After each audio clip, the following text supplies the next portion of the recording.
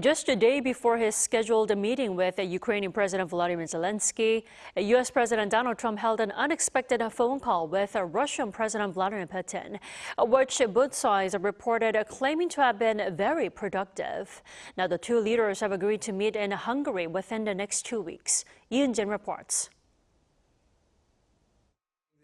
U.S. President Donald Trump and Russian President Vladimir Putin have agreed to hold a face-to-face meeting in Budapest after a 2.5-hour phone call on Thursday, which was described by both sides as very productive.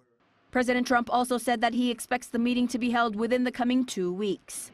The planned summit will be their second in 2 months and signals renewed diplomatic efforts between Washington and Moscow. Trump said Secretary of State Marco Rubio will head a team of senior advisors meeting Russian Foreign Minister Sergei Lavrov next week to prepare the agenda. A specific date or location has not been determined yet. Putin's aides called the exchange extremely frank and trustful, while Hungarian Prime Minister Viktor Orban hailed the planned meeting as great news for peace.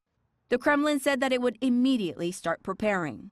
The call between Trump and Putin came just a day before Ukrainian President Volodymyr Zelenskyy is due at the White House for talks on air defense and long-range missiles.